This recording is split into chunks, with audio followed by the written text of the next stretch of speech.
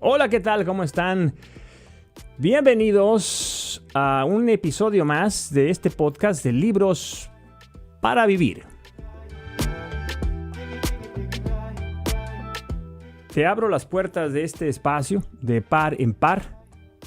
Yo soy Alex Ramírez Arballo y créeme, de verdad estoy muy contento. Te invito para que te suscribas a este canal, te invito para que me sigas, para que me dejes un comentario, me digas desde dónde me escuchas, para que comencemos a conocernos. Y me interesa porque yo quiero hacer crecer este canal.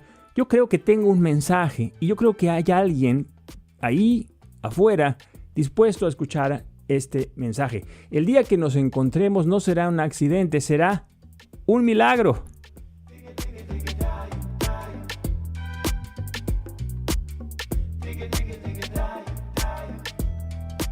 Así que dicho todo esto, comenzamos, vamos a remangarnos la camisa y vamos a poner manos a la obra para hablar de un libro muy interesante, muy sugerente, de lectura amena, que estoy seguro te va a gustar. Así que vamos a comenzar a caminar.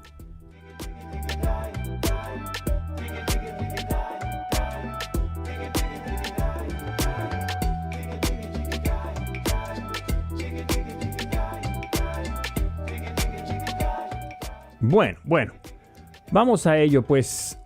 Vamos a hablar de un libro, decía que es muy interesante y que yo confío en que les guste, que lo vayan a leer, pues, y que les guste.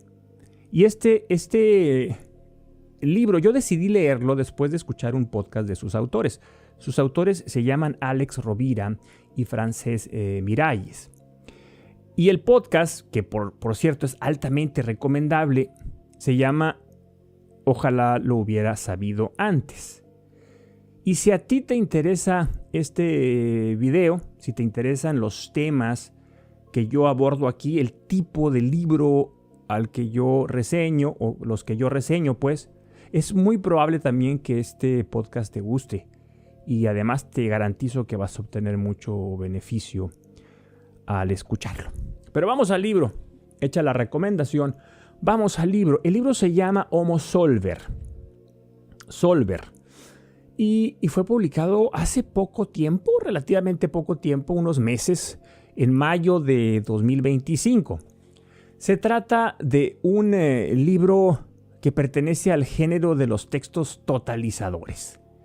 Sus aspiraciones son la de expresar una idea general de lo humano, ¿no? Una visión general de la experiencia humana.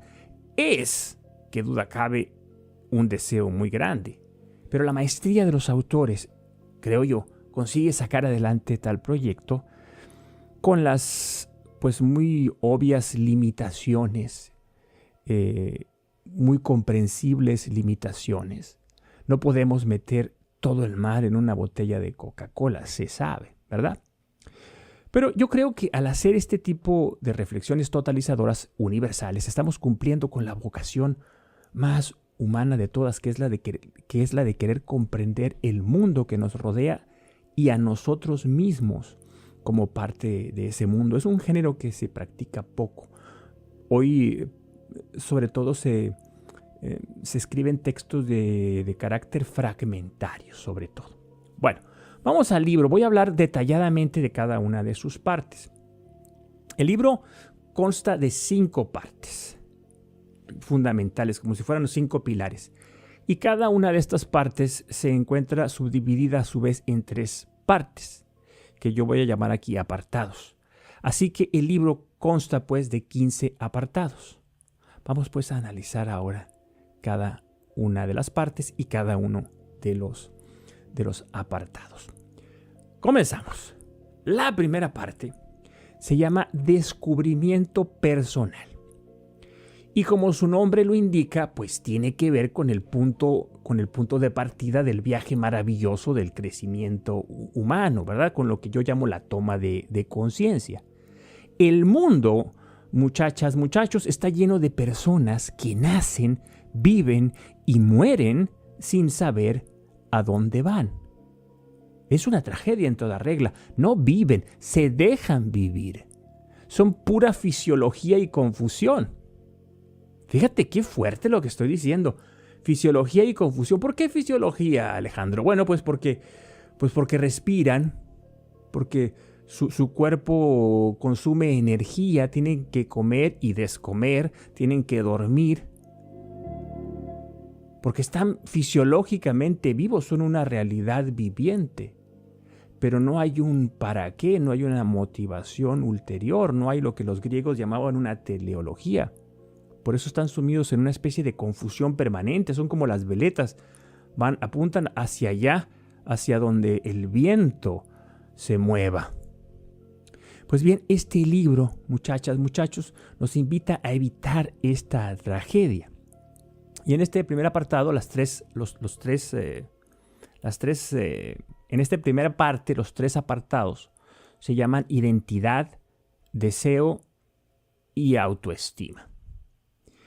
Los autores creen que una vida que vale la pena ser vivida ha de ser sobre todo y ante todo una vida auténtica. Para que eso sea posible es necesario ser autorreflexivos, la toma de conciencia, que no se nos olvide, ser capaces de indagar en nosotros mismos, hundirnos en nuestra existencia con la curiosidad de un auténtico explorador, hacernos objeto de estudio de nuestro propio interés y nuestra curiosidad.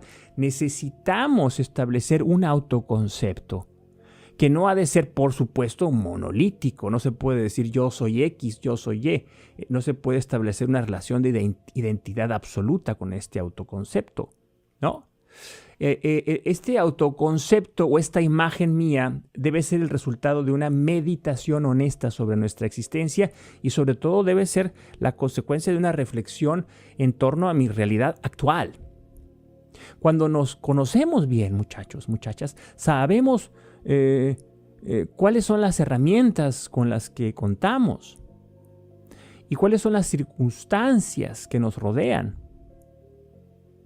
Y con estos ingredientes, pues podemos acercarnos un poco más a la consecución de ese objetivo, de esa meta, de ese futuro al que legítimamente aspiramos, ¿verdad? Necesitamos, pues, crear un diálogo interior, pero un diálogo que sea propositivo, positivo, esperanzador, porque también uno puede llenarse la cabeza de basura y estar ahí todo el día, dale, y insultándose a uno mismo, dudando de uno mismo, machacándose uno mismo. Es absurdo, pero pasa todo el tiempo. Debe ser un diálogo tan sensible e inteligente como sea posible. No se trata de autocomplacencia, sino de reto y serenidad. Se trata de prudencia y de madurez. Eso es. Palabra bonita donde las haya. No podemos contarnos mentiras a nosotros mismos y después creérnoslas, ¿no? Bueno, sí podemos, de hecho lo hacemos muy a menudo, pero no deberíamos. Ese es el punto. ¿Por qué? Porque eso nos despega de la realidad y quien vive de espaldas a la realidad tarde o temprano tendrá que pagar un precio alto, es decir, doloroso por ello. Quien busca en sí mismo, quien indaga en sí mismo, quien se conoce y reconoce a sí mismo, no caerá nunca en la trampa mortal del resentimiento. ¿Por qué?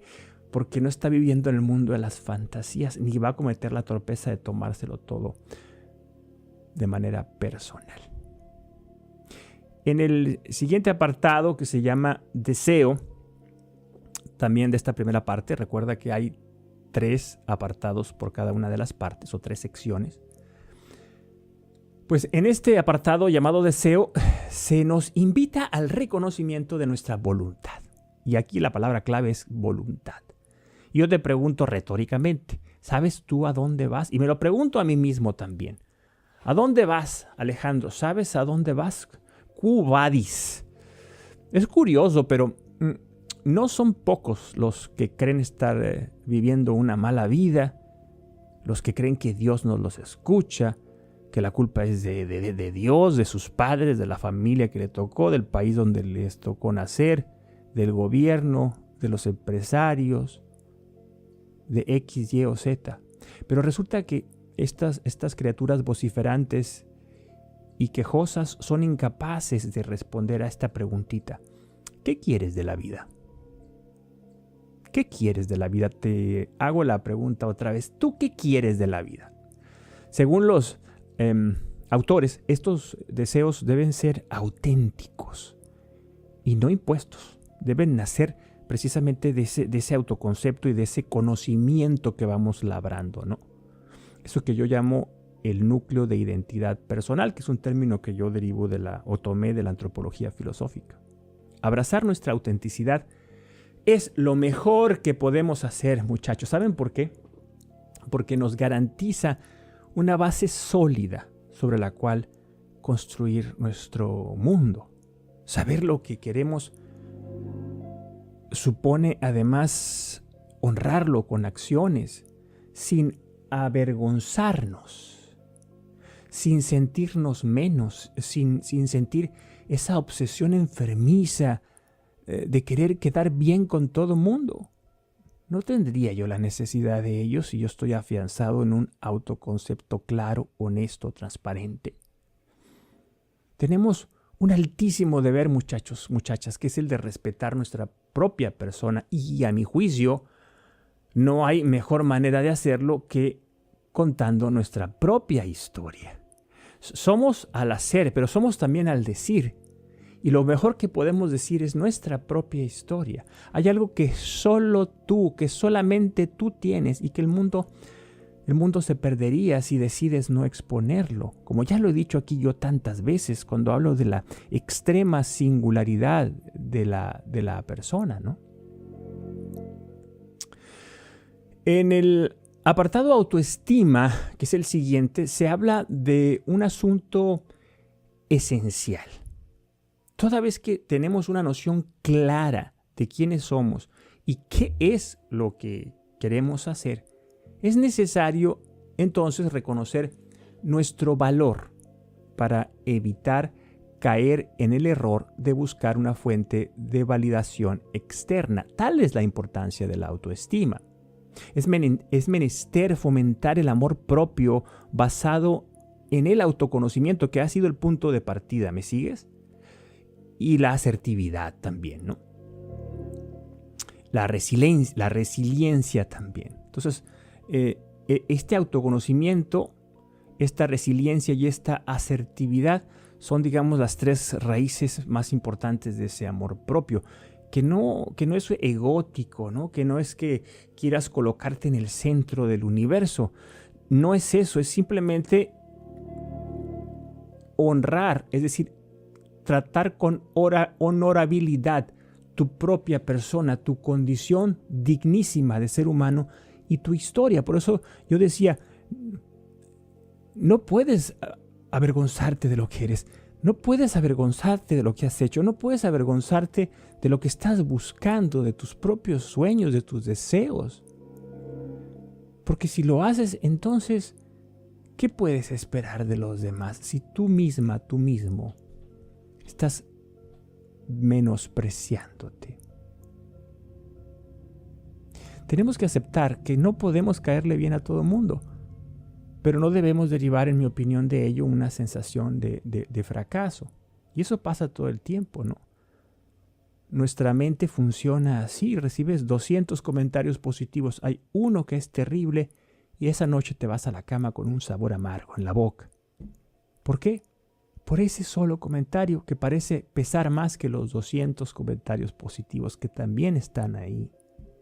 Una persona que se conoce bien a sí misma y que sabe hacia dónde quiere ir, entiende, como es natural, que tiene una misión que cumplir, y esta es una de mis partes favoritas, ¿sí? Tener una misión es fundamental, nos da aplomo, nos da rumbo, le da sentido, coraje, color, sabor a nuestra existencia. Creo que no puede haber nada más apasionante que ello.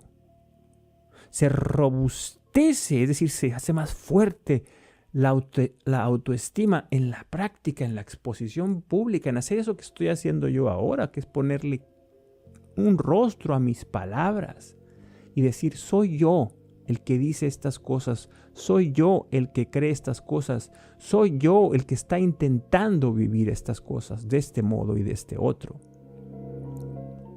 Es aquí en la plaza pública donde se robustece la autoestima, no en la intimidad de tu hogar, donde muchas veces te recluyes por miedo al qué dirán, al juicio implacable y tantas veces cruel de los demás, el juicio crudelísimo e injusto que algunos desalmados practican por placer, porque se regodean en la crueldad. Tú recuerda esto. Tú eres una persona única e irrepetible como tu historia. Es así, es así. Alguno dirá, qué simplicidad tan grande lo que está diciendo ese hombre. No me importa, es así. Y de la convicción de esto, de creer a pie juntillas esto, de vivir hasta la raíz esto, se deriva una vida exitosa o una vida fracasada. No puedes sustraerte del diálogo con los demás sin provocar una pérdida. Si te escondes debajo de la cama, tu vida evidentemente es una vida menguada. Una autoestima, recuerda esto, se basa en el autoconcepto, que es donde estos autores empezaron. En la certeza de lo que eres, de lo que quieres, de que sepas pues hacia dónde quieres caminar y de lo que estás haciendo para lograrlo. Quiero llegar a A, B o C, pero todavía no estoy ahí, pero me estoy divirtiendo y he aprendido tal o cual cosa y me acompañan tales y tales y estos son mis recursos y a esto yo le llamo vida y le llamo celebración también. No es egoísmo, porque un proyecto personal de vida reconoce la participación de los demás, como acabo de decirlo, pero también la donación personal que nosotros mismos estamos haciendo, porque cuando yo quiero cumplirme en un proyecto de vida, no es porque yo quiera ser una especie de tirano, no, es porque me reclama la vida misma, la vida que me da talentos, me reclama su fruto, el uso de esos talentos. La sociedad necesita de mi voz, de mis manos, de mi presencia, del tiempo que Dios me haya dado para estar entre los hombres, pues entre los varones y las mujeres, entre los seres humanos. Nadie tiene un proyecto de vida en solitario, no somos náufragos arrojados a una isla. Eso sería una absoluta locura. Y dicho esto, terminamos con la revisión de lo que incluye la parte 1, ¿sí? La parte 2 se llama relaciones y equilibrio personal. Y nos recuerda esto mismo, no somos náufragos, como he dicho, abandonados en una isla. Vivimos rodeados de otra gente y debemos aprender a sostener un diálogo fructífero, humano y además útil, sin menoscabo de nuestra libertad personal. Entonces el libro empieza, digamos, desde el centro del centro y va como en una serie de círculos concéntricos expandiéndose. Entonces, cuando nosotros tenemos clara nuestra identidad personal, una autoestima bien sólida, bien afincada, cuando nosotros honramos nuestra propia historia, sabemos qué es lo que queremos, sabemos con qué contamos, pues entonces nos encontramos ya listos para salir al encuentro del otro. El primer apartado de esta segunda parte se llama relaciones y nos habla del enorme desafío implícito en la convivencia con los demás, aprendiendo a amar al mundo sin dejar de amarnos a nosotros mismos y sin dejar que alguien más nos pisotee. Y aquí está la clave, aquí empieza el arte aristotélico, ¿verdad? No se trata de darme por entero, no se trata de dármelo todo. Se trata de lo que diría Alberto Magno, el santo y el filósofo, ser no un charco que empoza las aguas, tampoco un canal que las derrama, que las transporta sin más, que no se queda nada. No, ser una fuente que emana, es decir, que comparte con los demás, pero que tiene un cuenco donde contiene. Eso decía Alberto Magno y se refería exactamente a esto. Dar y contener. Solamente podemos dar en virtud de lo que nosotros tenemos, ¿verdad? Esto es muy importante porque la felicidad, tal como lo demuestran los estudios más serios en esta materia, se encuentra condicionada en gran parte por las relaciones que nosotros cultivamos con los demás. Las personas que tienen muchos amigos no solo son más felices, muchachos, sino que viven más años. Es decir, tienen una vida más larga y una vida más plena. Tener relaciones con los demás nos beneficia en muchos aspectos y abre posibilidades de vida, ¿no? Afectivas, románticas, sentimentales, sexuales, amistosas, comerciales, culturales, intelectuales. Es decir, las 1001 maneras en las que los seres humanos interactuamos. Es nuestro deber cultivar con sensatez estas relaciones. Sensatez supone, por ejemplo, aprender a poner límites y a romper también relaciones que resultan perniciosas para nuestro proyecto personal de vida, tener los arrestos, la fuerza, la convicción para hacerlo.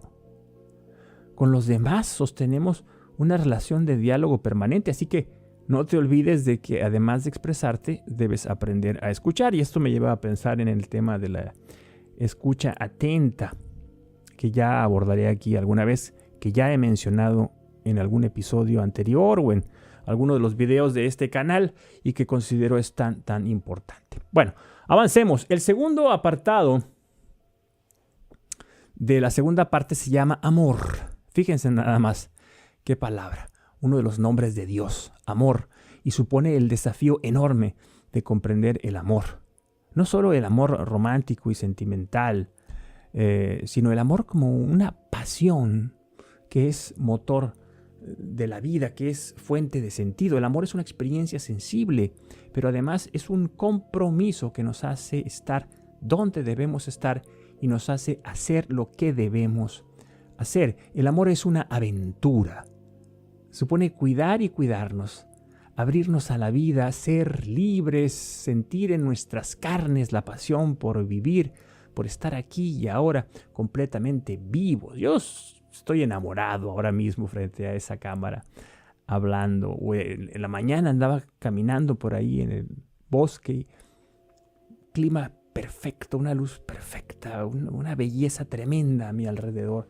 Y mi corazón no podía parar de decir gracias, gracias Dios mío, gracias Dios mío.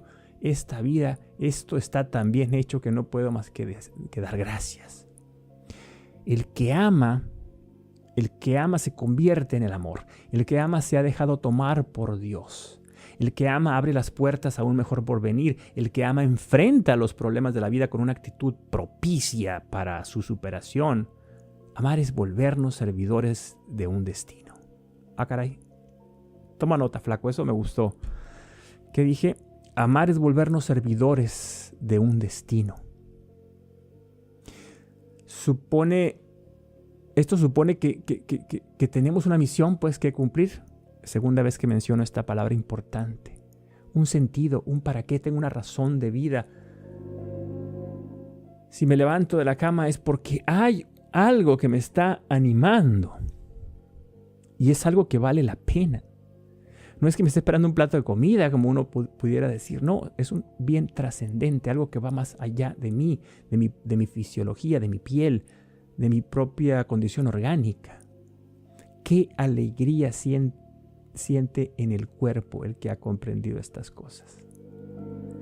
Sabe que no hay nada que pueda detenerlo porque lo anima una convicción, muchachos, de fuego. Y esa convicción es además de que es de fuego, es de un fuego cuyo combustible es inagotable, porque el amor, entre más se encarna, entre más se entrega, más crece, se robustece, madura, más se multiplica. No es un viaje fácil, hay que decirlo, pero es el viaje de los viajes. Para amar hemos nacido, para amar nos ha hecho Dios, a ti y a mí. El tercer apartado de la segunda de la segunda parte se llama equilibrio. Tema complicado, ¿verdad? Equilibrio. El equilibrio no existe, dicen algunos, es imposible. ¿Qué es lo que dicen Rovira y Miralles? Bueno, ellos hablan del equilibrio entre el trabajo y la vida personal, entre lo público y lo privado. Tema muy importante en una sociedad como la actual, tan hiperconectada y que suele confundir estas esferas, ¿no? Esta sociedad, esta era nuestra, en la que las personas viven adormecidas por la fantasía de querer convertirse en millonarios o famosos de la noche a la mañana. Rovira y Miralles, los autores, nos invitan a entregar y guardar, a dar y preservar, así como Alberto Magno decía. Se trata del viejo arte de vida, la frónesis de los griegos. Trabajar no solo es estar atados a una rueda de molino durante 80 horas a la semana, como si fuéramos un burro, una mula. Trabajar es comprender, como muy bien lo saben los peregrinos, que descansar es parte de la estrategia. Al séptimo día, Dios descansó, nos dice la Escritura. La tradición judía, la tradición hebraica de la sabiduría del pueblo judío está llena de referencias a ese descanso necesario que nos reconecta con lo trascendente, es decir, con nosotros mismos como espejo de la divinidad. La tierra, que es una metáfora que se utiliza mucho, debe descansar después de haber producido. ¿Para qué? Pues para que pueda volver a producir, para que no se agoste. El equilibrio entre lo laboral y lo personal se vuelve más urgente que nunca en una era tan ansiosa como la nuestra, y créeme que sobre ansiedad sé algunas cosas. Y ahí vamos caminando, ya terminamos la segunda parte, vamos entrando a la tercera parte. ¿De qué nos habla este Homo Solver en su tercera parte? Se llama gestión personal. Ese es el título de esta tercera parte, y como su nombre pues lo indica, es una sección un poco más pragmática y tiene que ver con las estrategias que debemos seguir. Estrategias específicas, concretas, que nos pueden ayudar a que nuestra vida sea mejor. No basta la pasión, no basta la inteligencia, no bastan las habilidades. Todos esos son recursos fundamentales, pero no son, y son necesarios, pero no son definitorios, ¿verdad? No bastan en sí mismos. Se requiere además una técnica, una estrategia para gestionarlos. Y a esto pues le llamamos gestión personal, ¿sí? El primer apartado de esta tercera parte se llama tiempo y tiene que ver con el más valioso de los recursos que tenemos, ¿no? Que es un recurso además que se nos vuelve mucho más importante conforme va pasando el tiempo y nos hacemos más viejos. Se vuelve más precioso porque es más escaso. Rodeados, como estamos hoy, de estímulos, administrar el tiempo, qué duda cabe. Hacerlo de manera adecuada, además, es fundamental para no volvernos esclavos de la tecnología.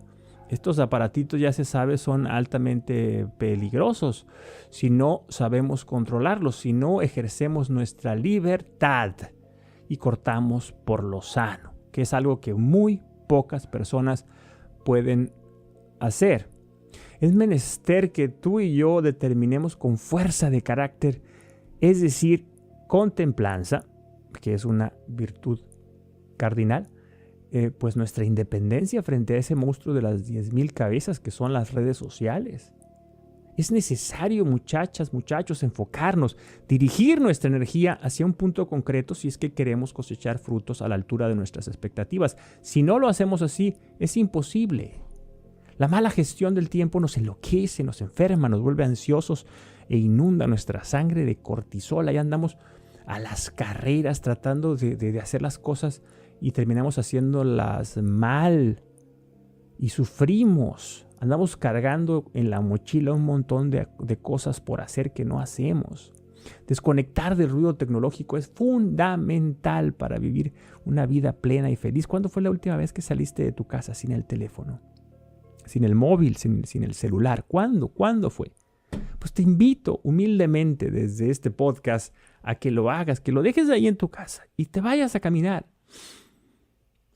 y a contemplar, a purgar los sentidos, a limpiarlos, pues, porque los sentidos están embotados por tanto maldito estímulo electrónico. Aquí queda la recomendación. El segundo apartado se llama resolución y tiene que ver con la manera en la que nos enfrentamos a nuestros problemas y contratiempos. Es un arte de vida. Nunca dejaremos de enfrentar problemas, pero siempre podemos escoger una estrategia efectiva para hacerlo. Debemos adoptar una actitud empresarial. Yo insisto con lo mío, ¿no? Hacer de nosotros mismos un modelo a escala de la empresa. Adoptar una actitud empresarial respecto a nosotros mismos. En esto la empresa tiene mucha experiencia estableciendo protocolos de resolución de conflictos por vías racionales. A mí me gusta resumirlo todo de una manera muy sencilla. Se trata de desdramatizar. Quédate con esa palabra, desdramatizar. La vida es dura muchas veces. Por eso conviene determinar cuáles son los problemas que puedo resolver y aquellos que no. Esto es ser sabio, entender en dónde yo puedo actuar y en dónde tengo que actuar y en dónde tengo que retirarme, ¿no? Muchas veces las personas, lo he visto con mis propios ojos, se amargan el día porque, por decir algo, simplemente está lloviendo, porque amaneció lloviendo y la persona se siente molesta, dice, qué día tan feo, me voy a ensuciar los zapatos, me molesta. Y yo pregunto aquí, delante de ti, ¿no es esta una forma de locura? Yo creo que sí. El problema puede ser nuestro maestro si sabemos observarlo con ojos limpios, si nos arrancamos del corazón las malas hierbas de la ira y la amargura. Esa sería la enseñanza, ¿no?, de este apartado. Gestionemos con prudencia y distingamos cuáles problemas tienen nuestro nombre escrito, cuáles problemas dicen, a ver, muchacha, muchacho, ven y solucióname, arréglame, estoy aquí para ti y soy tu maestro. Y cuáles problemas, diría contratiempos, ¿verdad? Porque si no tiene solución no es un problema. Entonces, si amaneció lloviendo, eso no es un problema, es una situación de la vida. Como la muerte, pues. La muerte no es un problema. ¿Por qué? Porque no tiene solución. Hombre, estoy muy gordo, ya no me cierra la ropa. Ah, ese es un problema. Porque ahí tú tienes vela en el entierro. Pero sigamos avanzando porque no quiero perderme más. Ya atravesamos la media hora. Y vamos al tercer apartado que se llama aprendizaje. Que ese es, como decimos en México, mi mero mole. Supone reconocer algo que hoy ya nadie puede negar. Tenemos que vivir aprendiendo constantemente y adaptándonos. Crecer en este mundo es volvernos quizá un poco más fluidos, adquirir la condición del agua, ¿no?, de irnos adaptando al continente. Y este continente es un continente mutante, es decir, un vaso, un recipiente mutante que cambia frecuentemente y si nosotros no oponemos resistencia, pues vamos a seguir dentro del recipiente. ¿Me siguen? Hay que ser flexibles, hay que adaptarnos. Y esa forma de adaptación a la que se refiere en este apartado es el aprendizaje, es el aprender, ¿sí? El mundo cambia y nosotros debemos actuar como una consecuencia natural, sensata e inteligente. La vida no es tan simple como lo era hace 200 años, por ejemplo, ¿no? Por eso es hoy necesario adecuarnos a la velocidad de hoy, sabiendo que no hemos de perder el control como se ha señalado antes como antes y ahora como ahora, ¿no? Antes, hace 200 años, pues una persona nacía en una casa y sabía que probablemente moriría en esa casa, que nunca abandonaría el pueblo y que trabajaría la tierra de su familia o trabajaría en la fábrica, el negocio de su familia y que haría el resto de sus días aquello que sus padres habían hecho y que su deber era enseñar a sus hijos a hacer lo mismo y poco más. A eso se resumía o en eso se concretaba la experiencia humana. Hoy estamos a años luz de eso. es otra nuestra historia. Al aprender sobre el mundo actual, refrescamos nuestra mirada y tenemos mayores posibilidades de entrar en diálogo con las otras personas. Yo en ese sentido soy bastante afortunado porque como soy profesor, estoy felizmente condenado a trabajar con estudiantes muy jóvenes. Entonces ellos me prestan sus ojos para ver el mundo. Yo no puedo ver el mundo como un muchacho de 20 años porque no tengo esa edad. Soy mucho más viejo. Pero a través del diálogo con ellos yo aprendo de sus sensibilidades, de sus preocupaciones, de sus deseos, de lo que ellos consumen, de lo que ellos ven, de lo que ellos experimentan, de lo que ellos desean aprender, de cuáles son sus intereses, ¿no? Yo creo entonces que el aprendizaje ahora,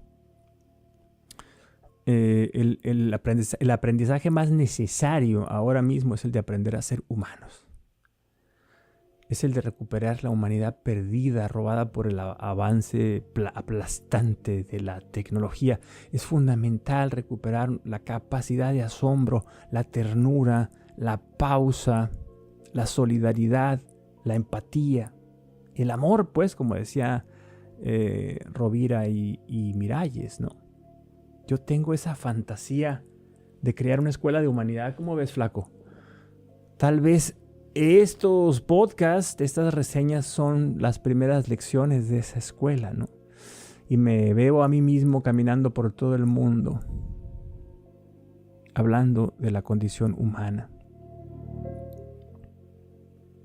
tratando de recuperar esos saberes tan simples pero tan necesarios, como son la colaboración, el perdón, la pausa, el goce de la belleza, la vida trascendente, la experiencia espiritual, la ternura, dije hace un momento. En fin, sigamos caminando. Llegamos así a la cuarta parte del Homo Solver. Recuerden que son 5 partes las que constituyen este libro, cada una con 3 apartados. La cuarta parte se llama resiliencia y aceptación.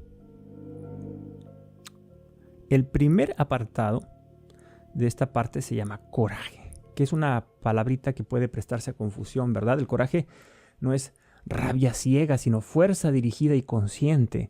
Se trata de reconocer los miedos, verlos a la cara y enfrentarlos como el héroe sale a combatir y matar al dragón, diría Joseph Campbell.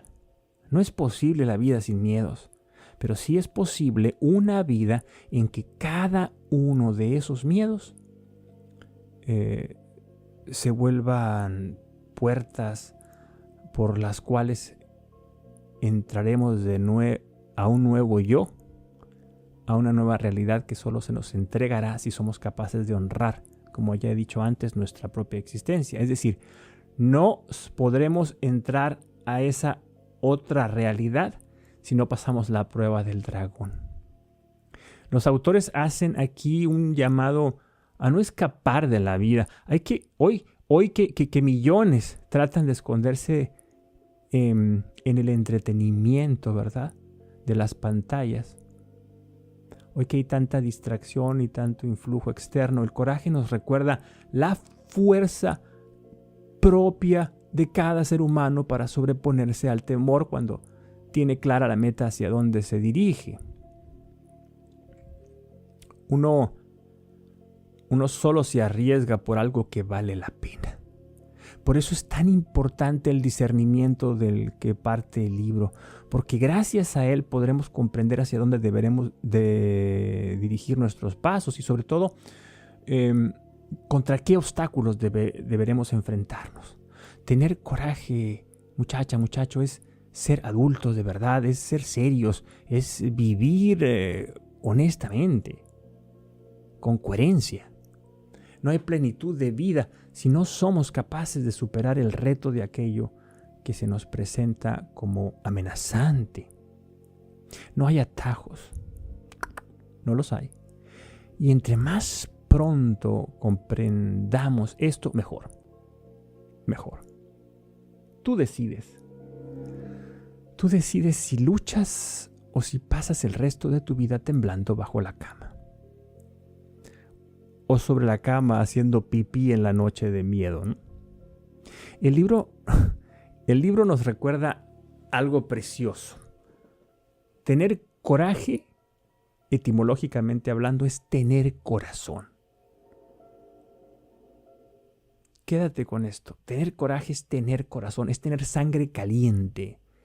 Es sentirme vivo, saberme vivo, ser consciente, saber hacia dónde voy, cuál es mi camino, cuáles son mis luchas, cuál es mi misión, con qué recursos cuento, quiénes me acompañan. Es honrar mi propia historia y mi vida, es no huir, es vivir con honorabilidad. ¿Qué tipo de miedos tenemos? Mira, entre los miedos más comunes contamos con el miedo al fracaso. Ese es un clasicazo. El miedo al rechazo. El miedo al cambio. El miedo a perder. Y por eso mucha gente no intenta algo nuevo porque no quiere perder. Y el miedo a no ser suficiente. El miedo a carecer del talento requerido para algo. Entonces mejor no elevo la vara, ¿no? No elevo el listón. ¿Por qué? Porque voy a tener que probarme cada vez más hasta llegar al límite de mi incompetencia. Pero yo pregunto, entonces no estás viviendo. Entonces eres como una especie de coágulo. Estás ahí simplemente estando en un lugar. Porque el ser es proyectivo, es acción, es direccionalidad, es incidencia, es huella. Esos son los miedos más típicos que nos torturan. Pero ¿sabes qué? Hay una buena noticia. Es más, me atrevo a decir lo siguiente, flaco. Hay una extraordinaria noticia. Cuando decidimos atacarlos, cuando de manera resolutiva nos amarramos ahí los pantalones, los calzones y decidimos atacarlos, estos se empequeñecen. Los miedos crecen con nuestra huida y se empequeñecen cuando los enfrentamos, cuando los atacamos. El miedo crece, repito, con nuestra cobardía. Recuerda esto siempre. El segundo apartado de esta cuarta y penúltima parte, se titula templanza, que ya lo mencioné antes, es una de las virtudes cardinales. Se trata de mantener el equilibrio, se trata de la frónesis, se trata del arte de la vida, de tomar la decisión que más conviene al momento. ¿Sí? Lo que hoy me conviene, quizás ayer no me convenía. Entonces, la sabiduría o la templanza consiste en conocer esa diferencia. Se trata de moderar las reacciones, ¿no? Que son emocionales. Una reacción es meramente emocional. Y quien se deja guiar por las emociones, porque son reacciones, pues no está pensando. Por eso las reacciones emocionales suelen ser el anticipo de la caída. La templanza nos recuerda que las cosas nunca son fáciles, que la vida no está ahí para cumplir nuestros caprichos, que habrá días oscuros y muy oscuros en nuestro camino. Cuando practicamos la templanza, la vida que nos rodea, por terrible que sea, se vuelve mucho más llevadera. En un mundo de gente caprichosa como este en el que vivimos, la templanza se antoja una locura. ¿A que sí? Tal vez lo sea, pero es una bendita, una hermosa locura. La locura de aceptar que no lo podemos todo, que las cosas a veces salen mal o muy mal y que sin embargo, a pesar de todo esto, vale la pena seguir viviendo. Siempre. La templanza, como todas las virtudes, es algo que podemos aprender practicándolo todos los días. Aristóteles me enseñó esto y él lo creía fervientemente y tenía razón. Más que valores abstractos, entelequias inacibles, virtudes que son valores encarnados en la historia, en la materia, en el aquí y en el ahora. ¿Cómo aprendemos a pegarle mejor a la pelota, al balón, a escribir mejor? Practicando. ¿Cómo aprendemos a cantar mejor, a tocar mejor el instrumento? A vender mejor. ¿Cómo aprendemos a comerciar mejor? Practicando. Todos los días. un día detrás de otro. De ahí la importancia de la gestión del tiempo del que este libro ya habló antes. Empieza hoy. A ti te estoy hablando, empieza hoy mismo. Trabaja en ti como si fueras un proyecto, con esa noción proyectiva, con esa concepción racional de las cosas. ¿Sabes por qué te pido y me pido a mí que trabajemos como si fuéramos un proyecto? Porque lo somos. Asume la responsabilidad que tienes contigo mismo. Ser libre es ser responsable. Recuerda esto. No te tomes nada personalmente, no te autosabotees, no renuncies por capricho, no hagas berrinches porque aquellas cosas por las que luchaste tanto, pues simplemente no se cumplieron. Se fueron al suelo. Eso es una tontería, es una inmadurez. Finalmente, como dice la famosa oración de la serenidad, pidámosle a Dios la serenidad para aceptar sin daño, sin menoscabo de nuestro mundo interior, aquellas cosas que no podemos cambiar.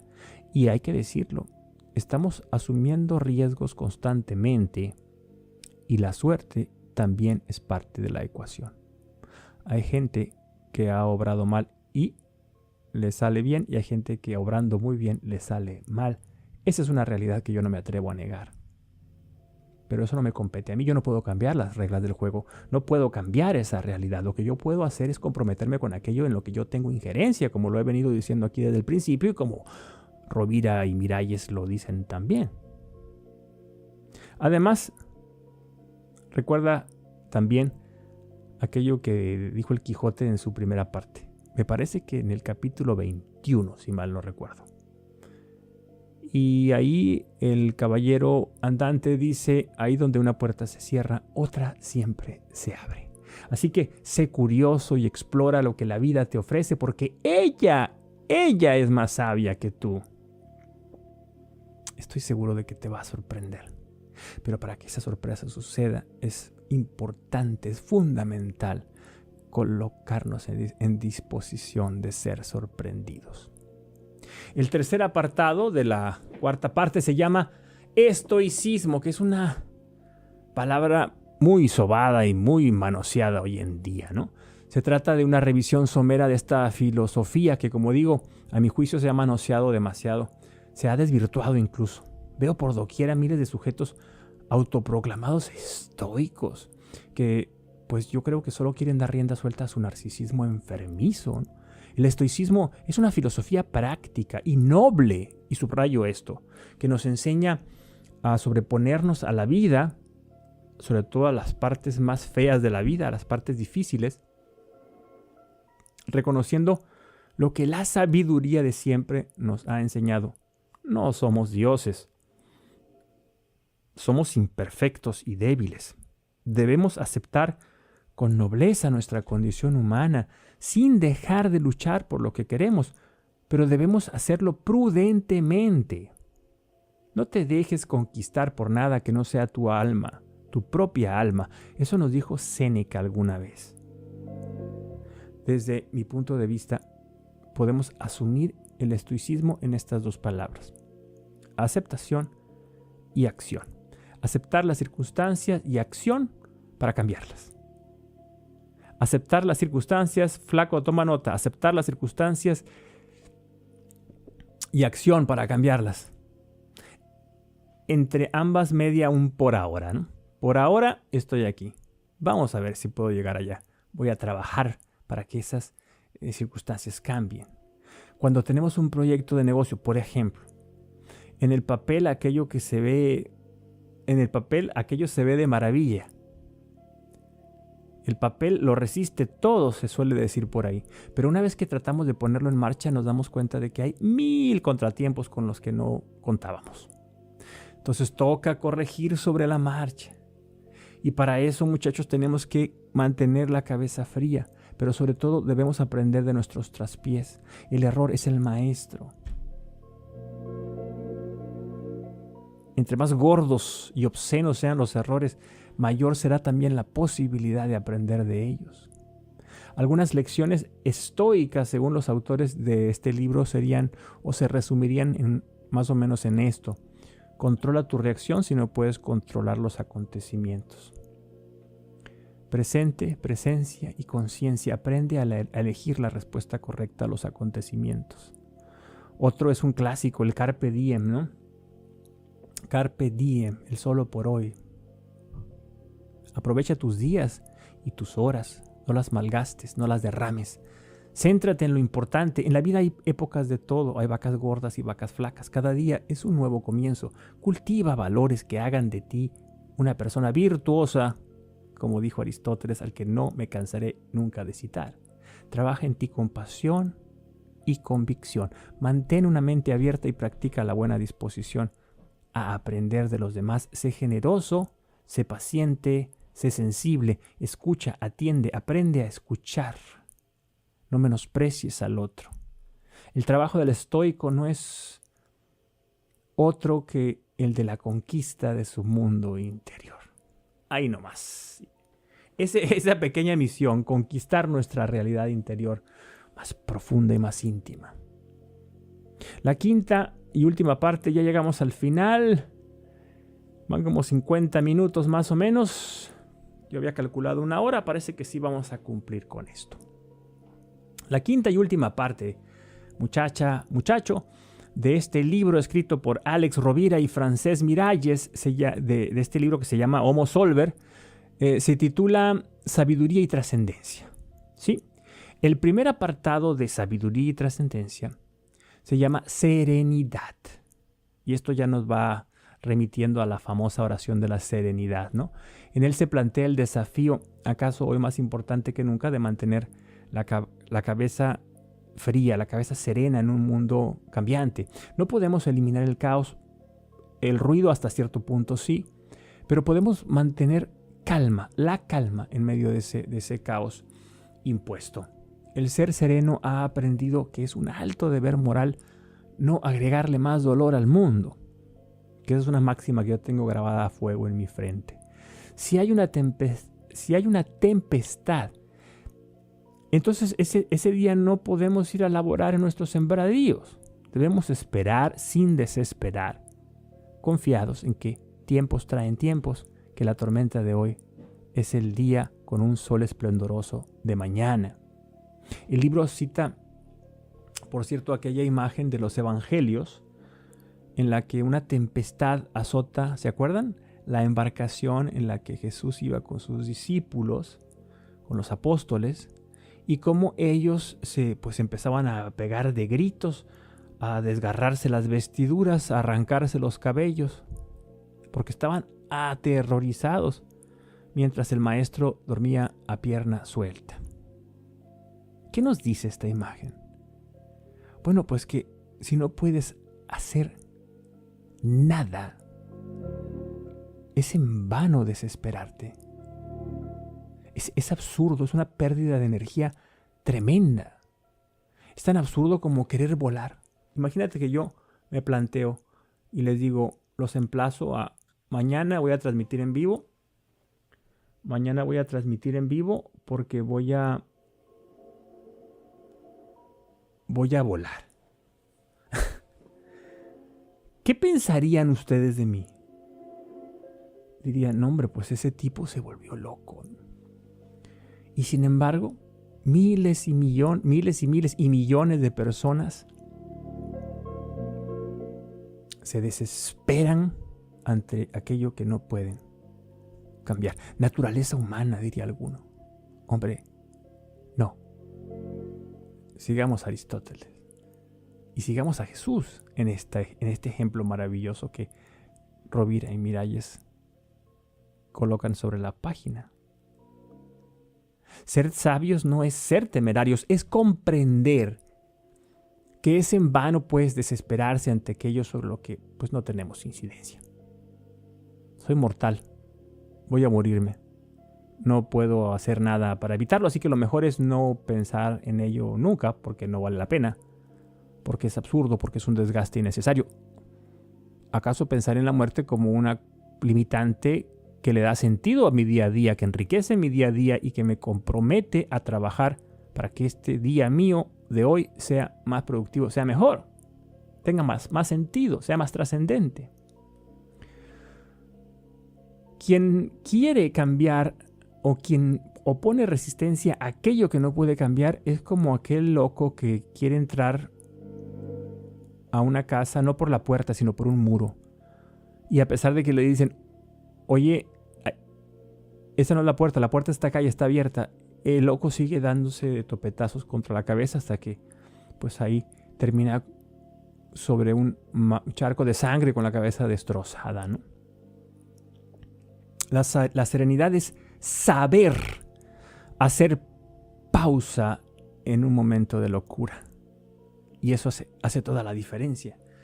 Creo que, ¿quién dijo eso? Hay una frase creo que atribuida a Napoleón, en la que casualmente se dice algo muy parecido a esto. Creo que Napoleón decía, el genio es aquel que puede mantener la calma o la inteligencia cuando todo el mundo enloquece. Una cosa así. Pues es exactamente esto. Cuando todo da vuelta vertiginosamente y parece que perdemos el piso, ahí es cuando la serenidad tiene un papel que cumplir. Te voy a poner un ejemplo. Vivimos enganchados a las redes sociales y apenas al despertar, ¿verdad? Tomamos el teléfono y comenzamos el escroleo y empezamos a dejarnos tomar por aquel ruido infame, por la violencia de la confrontación, por los titulares alarmistas que anuncian el fin del mundo un día sí y el otro también. Adoptar una actitud serena supone, y en esto voy a ser muy tajante, cortar de raíz esta fuente de locura. Así lo he hecho yo. Y muy pronto me di cuenta de que aquella era una decisión muy acertada, muy positiva para mi salud mental.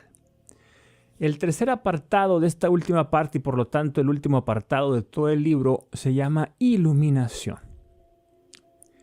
Ahí se habla del desafío de vivir asumiendo una actitud permanente de desapego, de libertad, de sabiduría, de sentido del humor y de vivencia rica, riquísima del amor. Hay que convertirnos en el amor para que no sea necesario decir cosas, decir nada sobre el amor. No teóricos del amor, no filósofos del amor, sino ejecutantes del amor. Eso es algo a lo que podemos aspirar todos, lo tengo muy claro, con legitimidad. No es algo que se encuentre reservado para unos pocos, ni mucho menos. La iluminación es unir la creatividad desatada del niño con la experiencia del adulto. Ahí está la clave. El ser iluminado es energético, creativo, vitalísimo, siempre, pero es sereno y prudente. El niño tiende a creer fantasías y después a evitarlas. El adulto no puede hacer eso porque sería ir contra sus propios intereses. Su deber es mantener los pies en la tierra, pero no con la solemnidad caricaturizada, sino con la alegría del que se sabe vivo y sobre todo vivo para algo. Sentido, misión. De acuerdo con los autores, hay 5 aspectos de lo que dan en llamar el niño interior. Fíjate qué interesante. Valorar lo simple. Vivir en el presente. Poseer una curiosidad insaciable. Amar sin condiciones y encontrarle gracia a todo. A partir de esto podemos pues evaluar nuestra situación actual. ¿Con cuáles de ellas cumples? Es un buen punto de partida hacer esta autoevaluación y sobre todo repasar por el corazón, es decir, recordar nuestra infancia, recordar el vigor, la fuerza, la candidez y la genialidad que nos habitaron cuando éramos niños. El apartado final de esta parte y del libro se llama Plenitud y su nombre ya lo dice todo, aborda el tema de la vida. Este sí es el apartado final, me había equivocado. Y está hablando de la vida cumplida, la vida ya vivida, la vida que se ha consumado y que se descubre frente a la muerte. Según Homo Solver, este momento entraña un gran desafío, el de despedirnos de nuestros seres queridos y de la vida con paz, alegría y, sobre todo, con una enorme gratitud. La muerte es una graduación, un fin de cursos y como tal debemos presentarnos plenamente conscientes. El agradecimiento es parte esencial de una vida que ha sido vivida de manera consciente. Eso lo dicen expresamente Rovira y Miralles, ¿no? Es preciso ser, y esta es una palabra que les gusta mucho a ellos, magnánimo ante la muerte. ¿Qué significa magnánimo? De alma grande. ¿Y cómo se muestra esa magnanimidad? Bueno, haciendo las paces con uno mismo, sin frustraciones ni reclamaciones absurdas. La vida existe, la vida que hemos tenido ha existido precisamente porque la muerte existe. Vivir bien es vivir dejando detrás de nosotros un legado, y esa es otra palabra que yo quiero traer aquí. Un legado, asegurándonos de que dejamos este mundo un poquito mejor de lo que era cuando llegamos a él. Quien deja un legado deja una impronta, es decir, trasciende.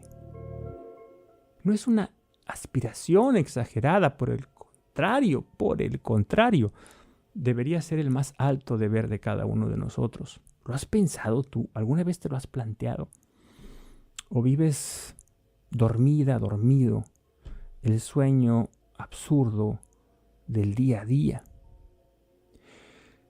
Esta pues ha sido, y creo que llegué justo a la hora, una reseña general de un libro apasionado, escrito con pasión, con claridad, que busca comunicar y que busca tocar zonas sensibles y necesarias necesarias de la vida de los hombres. Es un libro apasionado, es un libro de fácil lectura, un libro que es un recordatorio sobre todo vital, existencial, de nuestro más alto deber humano, que es el de vivir hasta las últimas consecuencias. Es un libro que apela a la sabiduría, es decir, al corazón, que habla el lenguaje de los sencillos, que va de las complicaciones innecesarias, y eso es algo que agradezco enormemente, y que entiende que el vivir es un arte que practicamos diariamente. A vivir se aprende viviendo, y hay una lección nueva cada día. Este mundo sería un lugar mejor si cada uno de nosotros asumimos la responsabilidad individual de comprometernos con un proyecto propio. No hay transformación si no existe la voluntad para ello, y no hay voluntad sin toma de conciencia. Esto lo voy a repetir. No hay transformación si no existe la voluntad para ello. Yo necesito querer transformarme, y no hay voluntad si no hay toma de conciencia. Es decir, el paso número 1 es la toma de conciencia. A partir de esa toma de conciencia yo experimento un deseo, una voluntad. ¿Sí? Y a partir de esa voluntad hay una acción transformadora que transforma al mundo y que me transforma a mí mismo mientras yo transformo lo que me rodea. Esa es la verdad que Alex Rovira y Francesc Miralles vienen a recordarnos a ti y a mí en Homo Solver. Muchas gracias por tu atención. Te invito, te repito, vamos a hacer crecer, ayúdame a que este canal crezca. Te invito para que me des un like, para que te suscribas a este canal y para que compartas. A ti no te cuesta nada. Menos de un segundo y clic, clic, clic. Y para mí representa mucho. Este es un proyecto personal en el que me he comprometido porque busco cambiar el mundo una persona a la vez. Cambiando el mundo, cambio mi mundo. Porque cada persona es un mundo. Yo también. Y hoy es más que nunca necesario recuperar nuestra humanidad, nuestra sensibilidad, nuestra sutileza de pensamiento, nuestra empatía. A veces pienso que nuestra humanidad es hoy en día un tesoro arrojado al bote de la basura. Hay que rescatarlo, hay que sacarlo de ahí. No está perdida la humanidad si hay conciencia, si hay colaboración. Y si tú llegaste hasta este punto del video, entonces quiere decir que mi hipótesis no está descaminada, que hay personas conscientes buscando lo mismo que busco yo, que es la recuperación de la humanidad. Luchemos contra los enemigos de esa humanidad. Sé mi aliada, mi aliado. Vamos todos juntos a cosechar los frutos de nuestra dignidad. Nos vemos en la próxima ocasión, si Dios quiere.